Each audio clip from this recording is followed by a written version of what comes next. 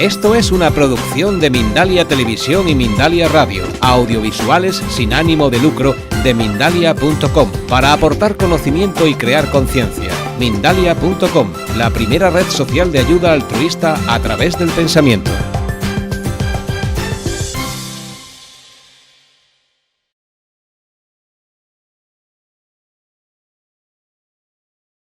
Es un hombre que necesita poca presentación, lo veis cada semana, por ejemplo, en Cuarto Milenio, pero yo para mí, antes que nada, es un amigo que hace decenas de años que nos conocemos y quería deciros algo.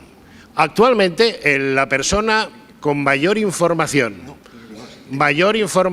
más precisa y más contrastada que tenemos en nuestro campo es Enrique de Vicente. Pozo de sabiduría, como todos sabéis, es una persona que aglutina conocimiento, investigación, ha dirigido la revista Año Cero. En ella tuve el honor de tener yo una pequeña sección donde intentamos hablar un poco de diferentes temas. ¿Quién es Enrique de Vicente? Periodista, investigador. Lo conozco incluso de experiencias que aún se acordará él. Estábamos en un programa de televisión que hacíamos conjuntamente y estuvo en Madrid, en el templo de Devot, haciendo una experiencia telepática conmigo, que estaba yo en el Cairo, en la Gran Pirámide. Ha pasado mucho tiempo, era el año 93, él ya era un fenómeno en el año 93 y lo sigue siendo ahora. Pero yo os voy a pedir una cosa. Aquí está Enrique de Vicente, la información veraz y eficaz en el campo de la parapsicología y del periodismo de investigación. Y no perdáis la oportunidad de preguntarle, yo sé que os dejará que le preguntéis por el cuarto secreto de Fátima, por lo que sea, porque no hay pregunta que escape a Enrique de Vicente. Así que no abundo más, tenemos el enorme placer de tenerlo, un fortísimo aplauso. Enrique. Este tema del que vamos a hablar hoy es un tema que ha escogido mi querida amiga Ana, entre toda una larga lista de temas, y a muchos les puede parecer, ¿no suena acaso un poco rancio hablar del tercer secreto de Fátima? ¿Quién puede creer hoy en día, en la sociedad en la que vivimos, en Fátima, en que la Virgen se apareció en Fátima y secreto? Otros dirán, pues si es que había un secreto ya nos lo contó el Vaticano, porque en el año 2000 publicaron un texto. Bueno, digamos, esto es la excusa para tocar toda una gama de temas. Voy a procurar ir muy rápido porque veréis que hay muchísimas imágenes. No voy a poderme parar porque diría que en esta conferencia he tocado o condensado material que podría dar, no os exagero, para otras 60 conferencias, porque solamente, por ejemplo, centrarnos en qué ocurrió en Fátima ya sería materia de una conferencia. Vamos a verlo muy sucintamente. Y eso sí, en la medida en la que yo pueda correr, aunque queden muchos hilos pendientes, y os dé la oportunidad de plantear todas las preguntas y comentarios por vuestra parte, no solo preguntas, siendo breves, a diferencia mía, que yo me enrollo mucho, porque me gustaría que pudieran participar todos los que fueran. Yo, hasta el momento en que nos echen de aquí, estaré a vuestra disposición. Como luego, total, vamos a picar algo que creo que será allá afuera, pues bueno. También afuera, si tenéis preguntas más personales, estaré a vuestra disposición. Y sí, os pido disculpas a todos los que me habéis pedido una fotografía. Yo estoy encantado. Lo único que he tenido que pedir por digamos, como no podía hacérmela con todo el mundo, lo que no podía es con unos sí y otros no. Yo luego, y también esta tarde, que después de descansar un poquito volveré por aquí, estoy a vuestra disposición para fotografías, consultas personales, para lo que queráis. Sin más, vamos a este tema. Este tema, os decía, tiene actualidad mucha. Veréis que la actualidad más importante es el fondo, porque el fondo es qué está pasando en la Tierra, y a dónde va la Tierra y a dónde va la humanidad en esta carrera loca, de aceleración loca, de la que no nos enteramos porque es tal el diluvio informativo, es tal la desensibilización sistemática a la que nos somete ese diluvio informativo, que no nos enteramos, estamos colapsados. ¿Qué es la desensibilización sistemática? Muy simple. Si nosotros vemos una noticia que nos habla de la carnicería que se está llevando a cabo en Siria, o esos pobres niños sirios, o esa oleada de refugiados y de cómo puede afectar eso a Europa, y le está afectando ya, o de los 3.000 niños mínimo que vienen entre los refugiados que han desaparecido y que se sabe ya que están en las mafias, que les van a usar para cualquier cosa, desde la prostitución, pasando por la extracción de órganos, a las prácticas más aberrantes. No voy a tocar muy de pasada ese tema, pero os anticipo ya que para el próximo domingo, como vamos grabando con antelación, en Cuarto Milenio, vamos a dedicar una de las mesas redondas, no debate, porque había unanimidad entre los 4 que estábamos, e Iker, por primera vez, y estábamos muy serios todos con el tema de la pederastia, y más allá de la pederastia, de las monstruosidades que se esconden detrás de eso, y vamos a hablar de ese tema aquí. Vamos a hablar en Cuarto Milenio, ya lo anticipo, al siguiente domingo no, porque será científicos comprados por las multinacionales, al otro, creo, porque tenemos grabación de un montón de programas, al otro hablaremos de la mujer en la Iglesia, que es otro tema. Bien, os decía que todo es actualidad porque la Iglesia es constante actualidad, y este Papa parece que está suponiendo una revolución, como una revolución larvada. Vamos a hablar de ello.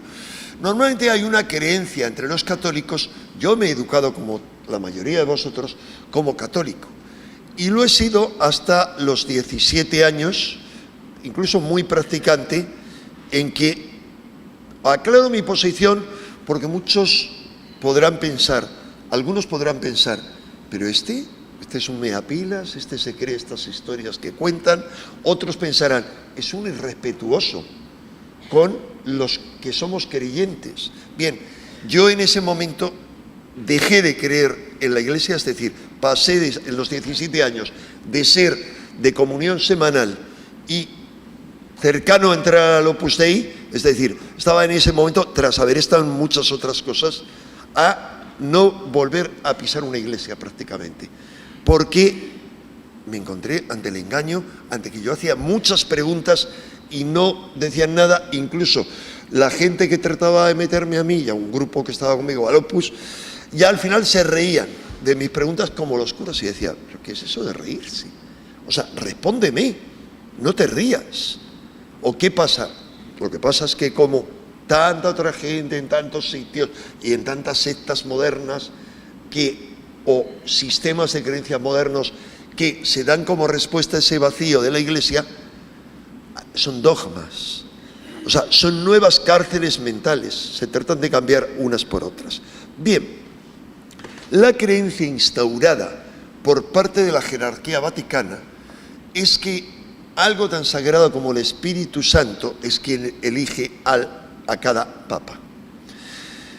No me va a dar tiempo a hacer un repaso al papado, pero lo cierto es que los papas han sido elegidos durante milenios a dedo entre los príncipes, digamos, que había en Roma, que muchos papas han sido hijos de otros papas, que otros papas han sido nietos, y un larguísimo etcétera. Mientras que vendían hacia afuera imágenes, es un tema importante que vamos a tocar hoy, como la castidad. Bueno, ellos tenían hijos, tenían queridas, algunos tenían queridas y queridos, otros tenían también bellos y pequeños efebos, y había de todo. Pero se mezclaba algo tan grave como mezclar al Espíritu Santo, que es, diría, la esencia de la creencia cristiana y que viene de otras creencias, es la sofía gnóstica. La blanca paloma es los gnósticos, que era una corriente cristiana y también judía herética, creían que había un Espíritu Santo, que era femenino. Es decir, se ha ocultado el Espíritu Santo como tercera persona de la divinidad, como en otras religiones, se le ha ocultado su sexo. En toda otra serie de religiones son Padre, Madre e Hijo. Aquí es Padre, Hijo y Espíritu Santo. Es la Santa Sofía. Al menos en la Iglesia ortodoxa, como cualquiera que haya visitado Estambul puede comprobar, con el templo enorme, espectacular de Hagia Sofía, Santa Sofía, al menos se ha conservado esa imagen. Bien, corresponde esa imagen a la idea de que hay un espíritu de la tierra, un espíritu angelical al que se le concede un carácter femenino. Se habla de un protector masculino de la tierra, que dentro de la tradición cristiana es el arcángel Micael o Miguel, y de una parte femenina. Algunos hablan incluso de que la tierra, Gaia, se comporta como un ser vivo femenino. Bien, yendo al grano, para no enrollarme, lo que ocurrió, voy a remontarme a lo que ocurrió hace ahora poco más de 4 años. Se daba un cónclave para elegir un nuevo papa, y se daba en un cónclave en unas condiciones extraordinarias. En ese cónclave en el que eligen los hombres es donde se supone que interviene el Espíritu Santo. Yo concedo que en ocasiones el Espíritu Santo intervenga y haga que las decisiones absolutamente partidistas e interesadas de los hombres, de unos pocos hombres, de unos pocos cardinales que tratan de mediatizar al centro, al resto, se confundan y den realmente con la elección de un santo, como ha sido su santidad, ahí sí lo puedo decir, Juan Pablo I. Claro, la santidad de Juan Pablo I le valió ser mártir al cabo de 33 días. Solo los desinformados pueden creerse que se murió de muerte natural, porque su médico dijo que estaba bien, que no era creíble la hipótesis que dieron, porque no permitieron una investigación, se recogió todo lo que había alrededor y según testigos había rastros de que había bebido algo y eso se retiró, algo envenenado. La familia pidió una autopsia y no se la concedieron. A la familia apenas se le permitió recoger nada y se les ha tenido como apestados. Y yo, cuando he ido al Vaticano y he visitado la cripta vaticana, os recomiendo que vayáis y busquéis la tumba de el santo Albino Luciani, luz blanca, Albino Luciani, la luz blanca. Esa luz que iluminó a la humanidad y a la Iglesia en 1979, un año crucial y en víspera de otros años cruciales, eran los años más cruciales que ha habido en los últimos 50 años del siglo pasado. Y os recomiendo que lo busquéis. Yo la he buscado y he llevado unas flores, porque me dio mucha pena la primera vez que fui ver que todavía no había muerto Juan Pablo II. Una vez, en otra ocasión sí, la tumba de Juan Pablo II, de Juan XXIII, por supuesto, de otra serie de papas, estaban llenas de flores, pero en la de Juan Pablo I, ser maravilloso donde los haya, no. Dejé flores, lo he hecho en 2 ocasiones. Y en una de ellas comprobé al día siguiente, cuando volví, que alguien había retirado las flores de la tumba de ese apestado. ¿Cuáles eran las razones para que fuera detestable? Había muchas. Yo las conozco bien a través de Jesús López Sáez, un sacerdote de Madrid, que dirige una comunidad, la comunidad de Ayala, y que se ha hecho muy amigo de la familia de Albino Luciani. Él ha escrito 3 libros que ha aumentado la amistad con la familia, porque la familia está indignada, le han dado un montón de documentos, tiene fotocopias, y yo tengo fotocopias de algunos de esos documentos que pudieron rescatar, y esos documentos, y también algunos documentos históricos, demuestran que, primero, una idea de este buen hombre quería que la Iglesia volviera a sus orígenes primitivos, Algunos han dicho que era un papa rojo porque su padre era comunista. Bien, yo estoy convencido de que él quería ser un buen comunista, el segundo buen comunista, el segundo verdadero comunista después de Jesús, porque no ha habido ningún otro después. Todos son dictaduras del proletariado, del señor tal o del señor cual, faltas ajenas a cualquier principio de la comunidad que tenía Jesús, compartiendo bienes con sus prójimos, bienes, por cierto, que eran aportados en su mayor parte por las cuatro mujeres ricas que acompañaban a su séquito. ¿Qué ocurre? Como primer paso coherente, él lo que pretendía era sacar a la curia del Vaticano. ¿Cuántos de vosotros habéis visitado el Vaticano? Por favor, ¿podéis levantar la mano? Bueno, suficiente número. Os habréis dado cuenta que aquella opulencia es lo más opuesto a cualquier principio evangélico. Y comprenderéis, como yo, que era coherente su plan de sacar a la curia del Vaticano y llevárselas a uno o dos conventos, monasterios grandes, y aquello convertirlo en un museo, darle una rentabilidad para la iglesia pobre o la iglesia perseguida.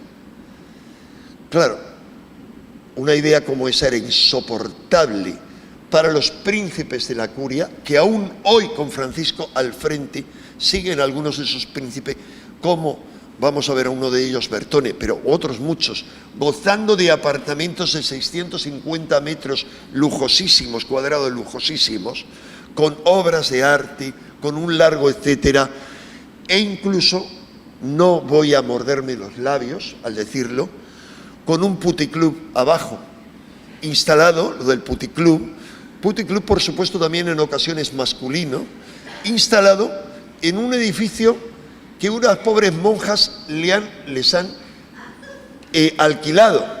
Esto está, buscarlo en la prensa, está en toda la prensa.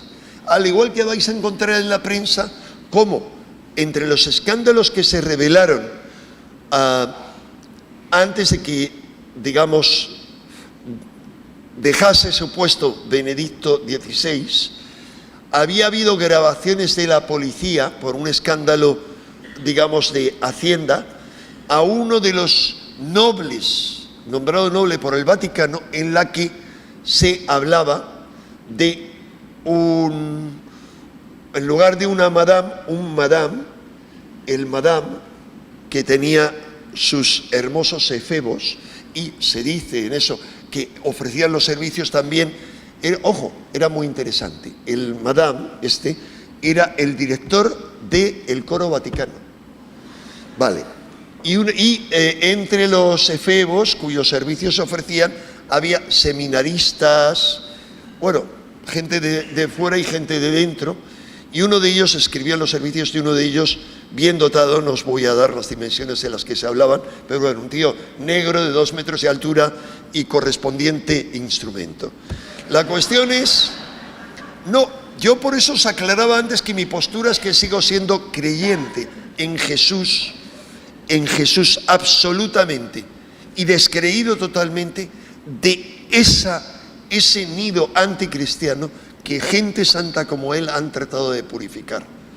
Creo en Jesús, como creen en Jesús mucha gente, incluidos los verdaderos musulmanes bien informados, y lo digo porque tengo un amigo musulmán aquí en primera fila, y le consideran Jesús ben Miriam o ben Yosef, el hijo de José, el hijo de Miriam, y le consideran el último profeta antes de Mahoma, pero es más, le dan una importancia enorme, especialmente los chiíes o chiitas, porque consideran en sus profecías que al final de los tiempos, que para ellos los signos están ya, vendrá Jesús como gran personaje con la ayuda del Mahdi, que es como el anunciado por las profecías islámicas, a luchar contra el anticristo, pero quien llevará las riendas de la lucha será Jesús. Es decir, se le da una gran importancia. Para nada puedo creer en él como hijo único de Dios, simplemente porque en el Evangelio no lo dice en ningún momento. Y tampoco creo en otra serie de cosas. Bien, la cuestión es que, volviendo al tema, yo os quería hacer un poquito esa introducción. Entenderéis que en cuanto se enteraron de ese plan de su santidad Albino Luciani, corrió el grito de Marica el último, en intentar matarle. La cuestión es que, entre otras cosas que él decía, perdonadme mi lenguaje soez, es expresamente soez, puesto que estamos hablando de alguna gente, no todos, pero dentro de la curia, mucha gente muy soez y muy anticristiana, que lamentablemente dirige la Iglesia. La cuestión es que, entre otras, las cartas que yo he visto, las cartas pastorales que él estaba preparando, fijaros los temas, una era sobre devolver a la mujer su antiguo papel en la Iglesia, perdido desde el siglo II, totalmente repudiado, como consta en algún evangelio apócrifo, por el poder de Pedro, el poder machista de Pedro. Segundo, intentar paso a paso volver la Iglesia a sus orígenes, convirtiéndola, disminuyendo la figura del papado como un sumo pontífice inventado y devolverla a una comunidad de los obispos, a que fuera corregida por los obispos, que era lo de siempre, el obispo era el jefe de cada comunidad cristiana. Tercero, otra dedicada, no voy a enrollarme más, a devolver en la Iglesia el papel importante de los pobres, devolver el espíritu de las bienaventuranzas, del sermón de la montaña, devolver el sentido crístico cristiano a la Iglesia. Era suficiente para hacerle desaparecer en 33 días. Pero vemos luego que hubo más cosas. Cuando muere un papa, se nombra, ahí tenemos a Albino Luciani con su sonrisa de siempre. Él sí era el papa de la eterna sonrisa, sin una mácula. Ojo, tuvo poco tiempo, solo 33 días. Seguro que si hubiera durado más, le hubieran llenado de manchas por todas partes. Con el cardenal Wojtyła, que sería su sucesor. Y que ahí ya se produjo un shock.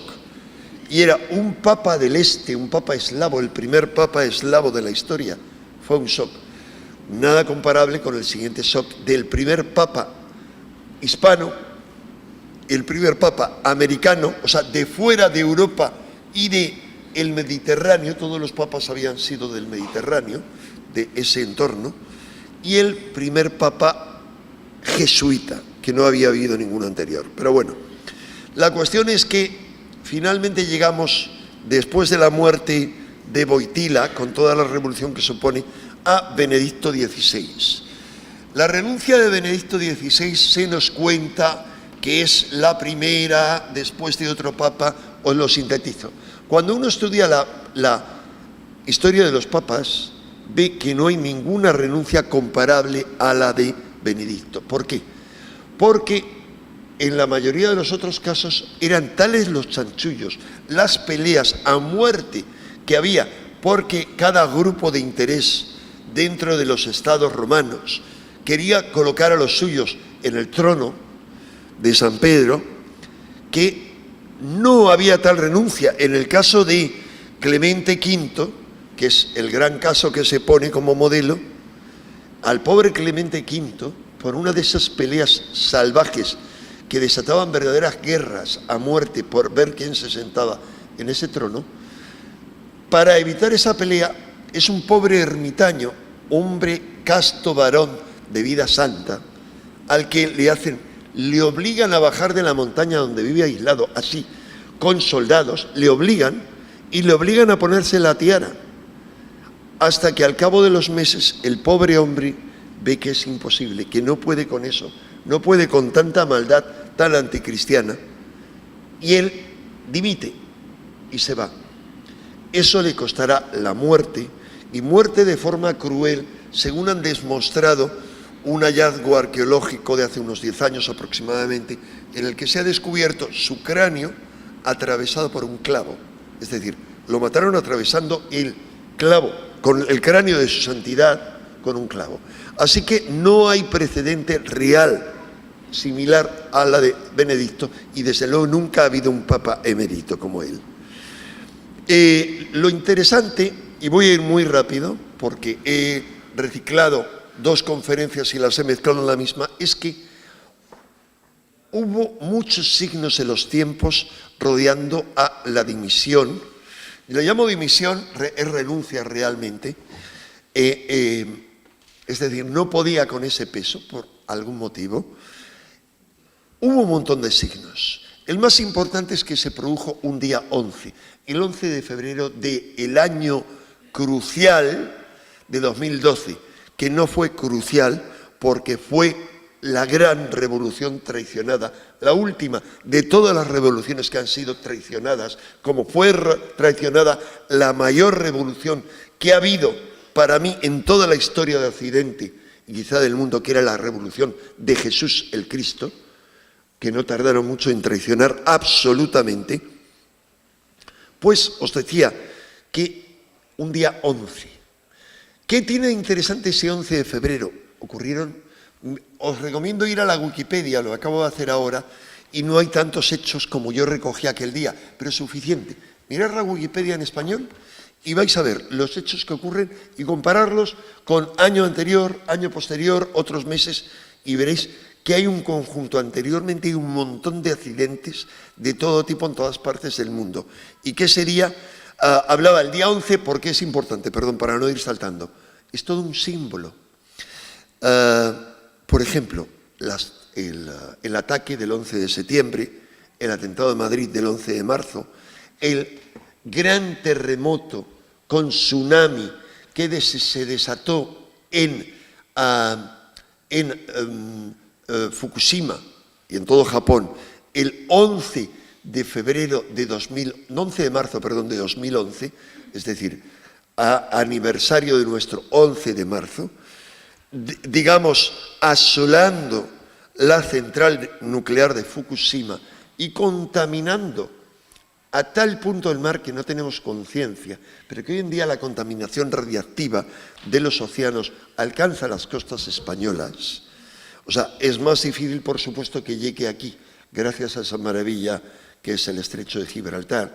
Pero en Canarias, meses después, ya se detectaba un alto grado de radioactividad. Y eso sigue siendo un foco de radioactividad. Como sigue siendo un foco de radioactividad, otra serie de accidentes, sobre todo el que hubo en Chernóbil. Y no paramos esa locura. Y Japón está rodeado todavía de centrales en activo, y está amenazada por grandes terremotos incluso superiores a ese. Y en Francia hay 50 y tantas centrales nucleares en activo. Bien, hablábamos de terremotos. Interesante, ese mismo día hay una sobrecarga terrible en la central nuclear de Fukushima, en el reactor averiado. Ese día que dice, hay una manifestación de que él va a abandonar el papado, cosa que hace formalmente a fin de ese mes, cae un rayo sobre el Vaticano, todo un símbolo. Ese día hay, veréis muchas más cosas que no son estas en la Wikipedia, pero ese día hay como un mar de arañas, esa es una fotografía, en un lugar donde no había antes. Ese mismo día, el gran y admirado líder de Corea del Norte, cruel como su padre y su abuelo, aunque impotente, a diferencia de su padre y de su abuelo, sobre todo de su padre, que era el gran violador de Corea del Norte, impotente absoluto, que paga su impotencia tratando de lanzar el cohete más grande, asesinando a su mujer, como a toda su familia, porque eran víctimas de su impotencia y taras. Pero os decía que en Corea del Norte, ese día, aquí pone día 12, pero si leéis 2:57 GMT, era la mayor explosión nuclear que ha tenido nunca hasta ese momento lugar en Corea del Norte. Ese día también hay un montón de esferas violetas, es el color de la púrpura del Vaticano, fenómeno muy extraño. Ese mismo día también ese mismo día no, perdón, 3 días después, 3 días después, el 14, tiene lugar el famoso meteorito de Chelyabinsk en Rusia, que, muy importante, luego se descubre que, tiempo después se descubre que aparentemente está relacionado con un asteroide inmenso, el más grande que hasta ese momento se ha acercado más a la Tierra, que creo que tenía el nombre de Duende, y que se hubiera acercado, no colisionado con la Tierra, hubiera organizado una catástrofe absolutamente apocalíptica. Bien, pero ese mismo día, también un día 11, pero de mayo, que ahora se cumplen, creo que se han cumplido este año 5 años, tuvo lugar el terremoto de Murcia, que la gente que siguiera mi Facebook en aquel entonces, que yo estaba embarcado en todo un proceso de cambio del planeta, que en entrevistas con Miguel Blanco y también en parte en el Facebook, y luego de inmediato mi querido amigo el doctor Miguel Ángel Pertierra, yo hablaba de todo el proceso que creía, y la entrevista con Miguel Blanco era noviembre, y la que hice contigo fue en diciembre, ¿verdad?, de 2010. Yo explicaba parcialmente, porque sabía que eso, como ocurrió, me iba a valer el epíteto, me dijeron, alguien serio, un investigador serio y responsable como Enrique se ha vuelto loco. No, me volví simplemente cuerdo y responsable.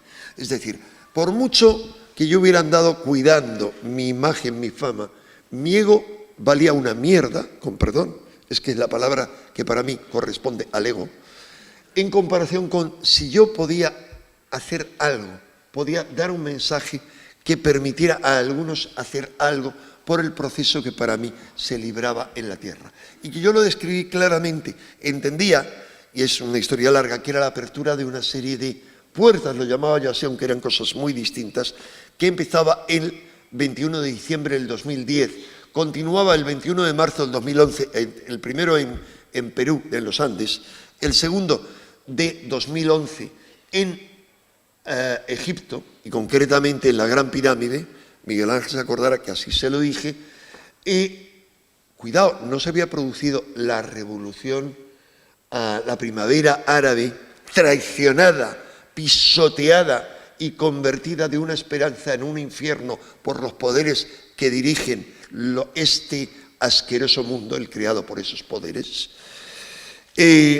No se había producido la revolución en Egipto, se produjo a finales de enero, pero yo había explicado que el punto importante era Egipto. Como yo lo sabían otra serie de gente con los que me encontré en torno al día 21 en Luxor, en varios sitios activando lugares, y un americano, sin más, me vio sentado allí, se me acercó, me hizo un saludo ritual que le correspondí y me dijo, me explicó de dónde venían, etcétera, y me dijo, el 21 estaremos en la Gran Pirámide. Nosotros fuimos el 23 para ver cómo estaba en un momento clave, esto lo digo solo para unos pocos. ¿Quién sabe, por favor, porque a lo mejor es un lenguaje demasiado para iniciados, quién era José Argüelles? Digamos, el gran propulsor, ¿puede alzar la mano?, del calendario maya. Bueno, me parece que Miguel Ángel Pertierra y ninguno más. Vale. ¿Piden más? Perdón, algunos más. Muy pocos. José Argüelles, yo pensaba que tú, Susan, sí sabías quién era. Tú sí lo sabes, ¿no? Vale.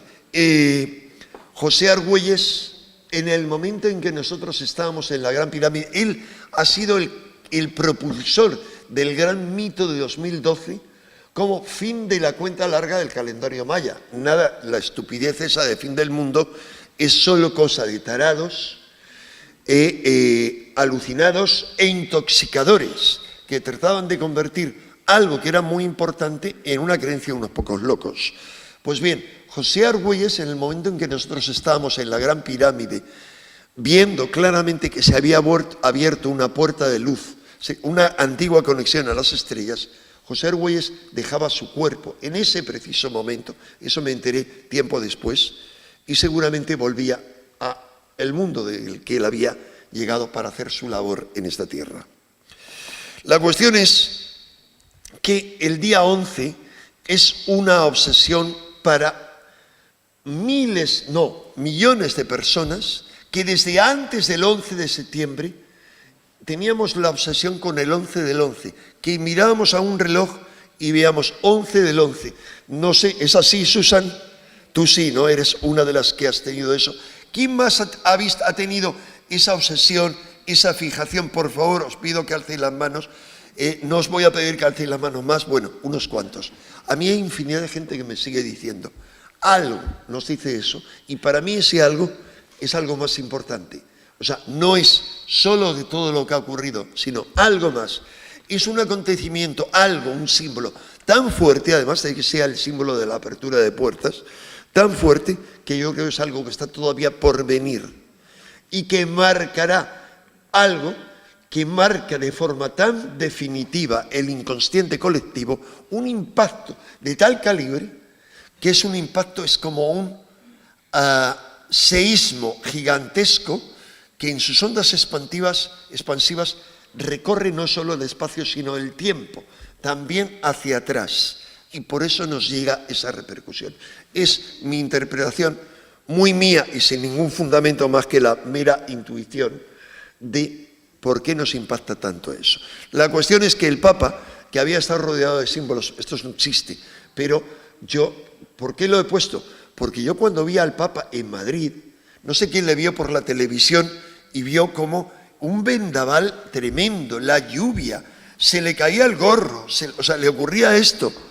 Era como, no eres bienvenido, algo estaba ocurriendo. Y cuidado, ha sido un Papa que hizo una serie de cosas buenas, tremendas, que no se atrevió a hacer Juan Pablo II en ningún momento. Juan Pablo II mantuvo en el poder, lo vamos a ver luego, a personajes mafiosos que habían tenido que ver con los escándalos que trataba de atajar su antecesor y probablemente alguno de ellos implicado en el asesinato de su antecesor. Pero hay algo muy interesante. ¿Qué ocurría un año antes exactamente de que él dijera que presentaba su renuncia? El periódico italiano Il Fatto Quotidiano claramente decía Vaticano, tramas y veleni. Perdón, como no quiero, mi italiano es flojo y no quiero traducir más, debe ser veneno. Complot contra el Papa, dentro de 12 meses morirá. Fue una historia que estalló y había una trama, toda una historia, y se hablaba de un anuncio por parte de miembros de la Iglesia de que en 12 meses moriría. 12 meses después, él presenta su renuncia. No porque eso sea una profecía, no, era una advertencia. Era una advertencia de las mafias y los entramados que están metidos hasta el cuello en el Vaticano. No es una opinión mía, no. Digo lo que estoy autorizado a decir. Es decir, la información que me han transmitido gente de la máxima credibilidad, es decir, ex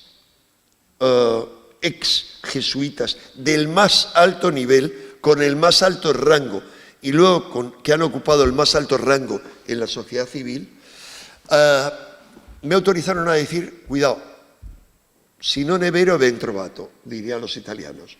O sea, puede ser que sea cierto o puede ser que me hayan colocado eso. Pero me dijeron que había habido una reunión entre jesuitas y exjesuitas para comunicar por parte de enviado un jesuita de Roma que el Papa corría grave peligro, pero esto fue hace 2 años o 3 años, y que por eso seguía viviendo, como sabéis que él vive en una residencia, no solo por humildad, sino porque ahí vive protegido por una guarda de corps formada por franciscanos y jesuitas, porque su vida corre peligro. Me decían, estaba condenado a muerte por la mafia porque había tratado de limpiar las finanzas vaticanas. Vamos a verlas luego. Ya con Benedicto XVI estalló el escándalo de las cartas secretas que reveló su mayordomo, que era este hombre, que por haberlas revelado fue condenado. Y al cabo de 3 meses de estar no en la cárcel, sino en reclusión, el Papa le concedió un indulto. ¿Por qué? Porque le había hecho un gran favor revelando esas cartas que hablaban de todos los escándalos que había posterior a él. Gianluigi Nucci ha sacado un libro anterior que es Vaticano S.A. en castellano y ha sacado otro posterior sobre los últimos escándalos, el último Wikileaks que ha estallado con el Papa actual, con Francisco. Bien, eso dio lugar al a esa imagen de los cuervos del Vaticano. Es decir, el Vaticano era un nido de cuervos, según decían todos los que tenían que ver con la curia. Cuidado, es muy curioso. Es un nido de cuervos que curiosamente pasó luego a ser regido inmediatamente después de eso por otro cuervo, el Papa Francisco. No hablo de cuervo en sentido peyorativo, no. Él era un superfan, el primer papa superfan de un club de fútbol que son conocidos como los Cuervos en Buenos Aires. Era curioso, es que había un montón de símbolos, luego vamos a hablar de algunos de ellos. Pero todo esto tenía que ver con ¿qué? Con la banca vaticana. La banca vaticana realmente no es tal, sino es el IOR, el Instituto de para las Obras de la Religión.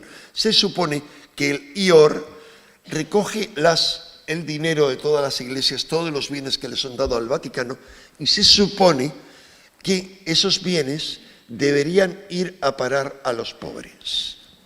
Claro, ¿qué ocurre?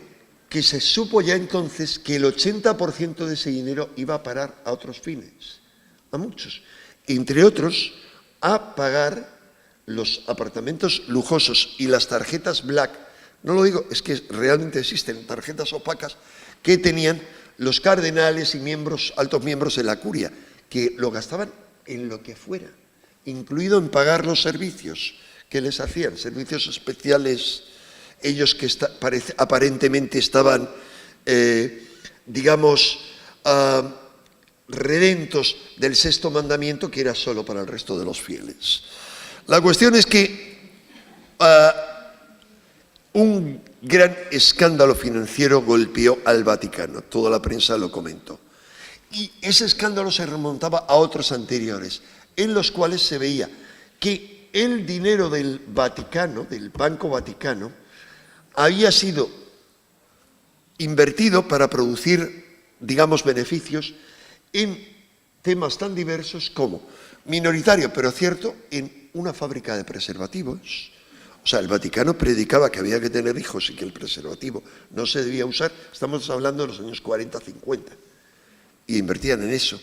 Pero lo más trágico, en un lugar donde tenían grandes inversiones eran fábricas de armas, en concreto en la fábrica Beretta. Luego han remodelado y en la Beretta ya no hay ningún miembro de la curia, pero en los años 50 había miembros de la curia en la directiva de la Beretta, es decir, lo más opuesto al mensaje crístico, en el que no vemos el menor acto de violencia, y cuando lo hay por parte de Pedro, que como buen celote o como buen sicario, al igual que Judas Iscariot, el sicario, llevaban su cuchillo, su espada corta, destinada a rebanar el cuello de los usurpadores, de los invasores romanos, le pide que guarde la espada. Ahí está ya el escándalo de fue envenenado Juan Pablo I, al igual que hay luego otra serie de escándalos, el mayor, el triple crimen de la Guardia Suiza, un escándalo tremendo que es consecuencia en el que mueren el jefe de la Guardia Suiza, otro guardia y la mujer del jefe. Y al final todo se reduce a que es un escándalo de cuernos. O sea, la versión es que el jovencito de la guardia tenía un amorío con el otro y al final habían acabado los tres muertos. Ni pie ni cabeza, porque los habían ejecutado a los tres como consecuencia de una pelea extraña. Dos eran representantes era la época todavía del principio de Juan Pablo II. Dos eran representantes del núcleo opusdeísta, que reunía a más gente, y el otro era miembro del núcleo masónico, se le llamaba así, que no solamente era la representación de lo que se llamaba la logia vaticana, es decir, de miembros, que no eran muchos pero suficientes, cardenales eran unos pocos, de masones dentro del Vaticano, sino que funcionaban como la masonería con ese tipo de estructura y abarcaban toda otra serie de gente liberal que se oponían a lo que se llamaban las armadas del Papa. Las armadas del Papa de Juan Pablo II estaban en cabeza del Opus Dei, pero después estaban los legionarios de Cristo, muchos otros, los Kikos, Comunión y Liberación, y un larguísimo etcétera. Todos los grupos de los neocatecumenales, no son los Kikos, sino otros, que apoyaban a Juan Pablo II. Bien, fue tan fuerte la batalla que finalmente la facción masónica, la llamada facción masónica, perdió la batalla. Pero esa facción había estado muy envuelta no solo en el asesinato de Juan Pablo II, sino en el escándalo del Banco Ambrosiano. Como ya no se podían lavar tan fácilmente los fondos del Instituto de Obras de la Religión, se utilizó el Banco Ambrosiano, del cual se nombró directores al que tenemos abajo, inferior a la izquierda, según lo ven ustedes, que era un gran cristiano, un gran católico, pero luego se descubrió que también masón, se le encargó. Tenemos arriba a la derecha a Calvi, que era otro gran cristiano, pero aparentemente también masón, y tenemos arriba a la izquierda a el gran maestre de la logia masónica a la que pertenecían ellos dos, que era la logia P2, la Legión Masónica Propaganda 2, Licio Gelle, venerable maestro. Y abajo teníamos a otro de los que indudablemente estaban en todas las listas de masones dentro de la curia, que era el cardenal Marcinkus, el gigante, que, aun pese a que se sospechaba de que era uno de los que pudo estar implicado en el asesinato de Juan Pablo I, mantuvo Juan Pablo II como guardaespaldas. Bien, no solo eso, sino toda otra serie de cosas. No se desmontó aquel escándalo. La logia P2 daría para mucho, pero os diré, en resumen, que estaba compuesta, era como una trampa, más que una trampa de miel, una tela de araña en la cual se introducía a la gente y se les dejaba atrapados.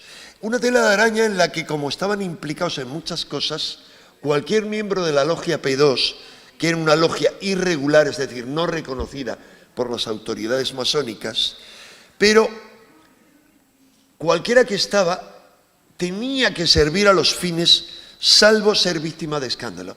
Y formaban parte de ellas políticos de todos los partidos italianos, menos del comunista, porque no era fácil que entraran en el juego. Segundo, todos los jefes de todos los servicios de inteligencia, sin excepción.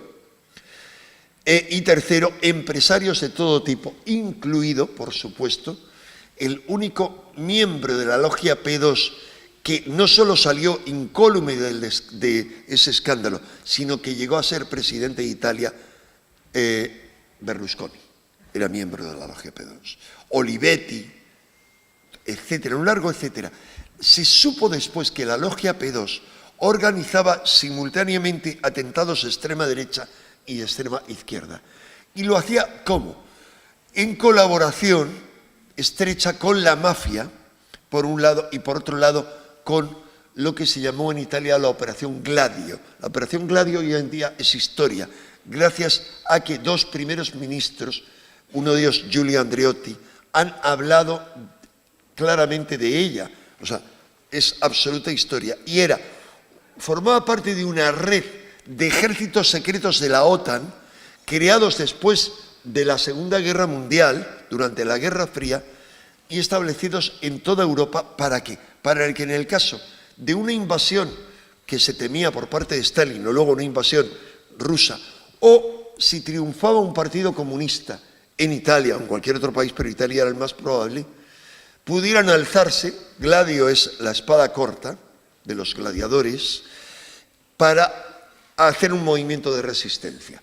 Gladio ha sido responsable de atentados de extrema derecha y de extrema izquierda en toda Europa. Se sabe hoy en día que operaciones como la matanza de los abogados de Atocha fue consecuencia de eso. Entre otras muchas cosas, desestabilización de la democracia. Es más, yo sospecho que operaciones en las cuales no tengo ninguna duda que estuvo implicado como cerebro un antiguo miembro de la CIA, como la Operación Ogro, el asesinato de Carrero Blanco, también tuvo que ver con eso. Porque no era casualidad que 2 días antes hubiera estado hablando con él de temas muy graves Kissinger. Y que Kissinger había estado durmiendo 3 noches en la embajada americana, cuyos muros están a 40 metros de donde estalló la bomba y donde habían hecho un túnel. Solo un tonto que no sabe nada de los servicios de inteligencia, yo lo sé, gracias a amigos que tengo que son profesionales bien informados, y me dicen, bueno, es de chiste, eso solo se lo creen los que no saben nada. ¿Cómo va a permitir la CIA que a 40 metros de su embajada y donde va a dormir el hombre más poderoso de Estados Unidos por encima del presidente, que era Kissinger, hagan un túnel para volar a Kissinger cuando sale? No, eso se sabía.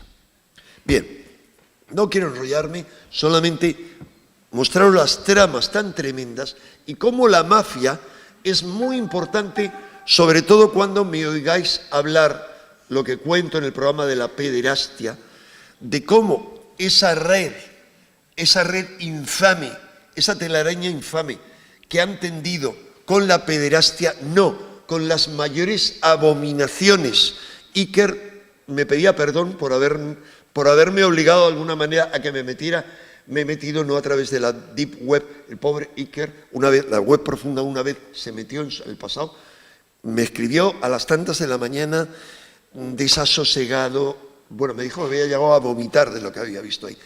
Es suficiente con que busquéis el caso Dutroux y busquéis la documentación para que veáis fotos censuradas, la mayor aberración que podáis imaginar que pueda caber en la mente más calenturienta, esas abominaciones se realizan y son superadas por estos monstruos humanos que son los pederastas, lo diferencio en el programa a pedófilo. Pedófilo es una tendencia natural, patológica o no, que hay, pero es una tendencia en algunas personas hacia los niños que se pueden limitar a caricias, cariños, lo que sea.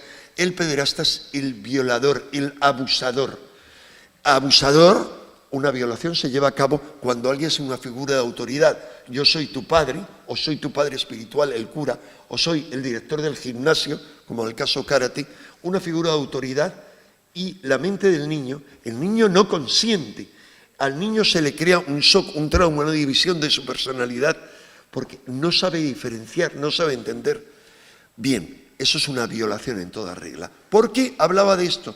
Porque la hipótesis que yo lanzaba en el programa es que ¿por qué siguen en pie las redes de pederastas en todo el mundo? Que el mismo día que se graba el programa el martes pasado, Iker y yo nos escribimos esa noche, los dos hemos visto la misma noticia. Nada más llegar a casa y él nada más llegar lo mismo, sale del estudio y mira y abre y ve, detenida red de pederastas. Y ambos consideramos es una señal de estamos haciendo lo debido, denunciando esta trama. ¿Por qué? Porque hay figuras de tan alto nivel implicadas, como en el caso de Dutroux, primeros ministros, jueces. No lo digo yo, buscar el caso Dutroux en Wikipedia y leer. Yo leo ahí lo que dice la Wikipedia. El juez instructor primero del caso, llorando, dijo a la prensa, llorando, no puedo vivir, tengo que ir con escolta y con coches blindados continuamente, y la policía misma me ha dicho que tanto yo como los otros jueces implicados como acusadores en el caso estamos condenados a muerte por la mafia. ¿Por qué la mafia? Muy simple, porque para la mafia en sentido amplio, si tú tiendes una tela de araña en la que tú puedes tener a un empresario, a un primer ministro, a quien sea, acusado de homosexual, de lo que quieras, eso no cuenta. Pero si tienes filmaciones implicadas suyas en pederastia y en cosas monstruosas, has comprado su alma de forma definitiva y ellos serán capaces de matar con tal de que eso no salga a la luz, porque sabe que será su muerte pública y no tendrán más remedio que suicidarse. Porque ir a la cárcel será infinitamente peor, porque allí recibirán su merecido por haber hecho esas monstruosidades, pero además no podrán salir nunca a la calle. Ese tipo de tramas nos hacen entender por qué grupos, redes mafiosas pueden llegar a tal punto y pueden hacer imposible la tarea del Papa Francisco y en el Banco Vaticano manejarlo y manejar absolutamente todo. El anterior jefe del Banco Vaticano fue cambiado por Benedicto, por este, y a su vez por Francisco lo ha cambiado por otro. Detrás de todo ello, grandes autoridades como el secretario de Estado, el todopoderoso secretario de Estado, con el Benedicto XVI, el cardenal Bertoni. Personaje siniestro donde los haya. Yo, cuando estaba... vamos a ver, ¿cómo fue la cosa? Sí. Antes de morir Benedicto XVI, yo planteaba la hipótesis, lo vais a ver luego, que Bertoni fuera el papa siguiente como un antipapa, como el fin de la Iglesia, identificándolo como el penúltimo papa, el último papa de la lista de San Malaquías. ¿Por qué? Lo vamos a ver luego en la lista, porque la lista dice Petrus Romano, Pedro Romano, y Bertoni se llamaba Pedro Tarcisio Lucano, un tercer nombre, Bertoni, y había nacido en el pueblo romano, se llamaba un pequeño pueblo. Pero no fue así, me equivoqué una vez más.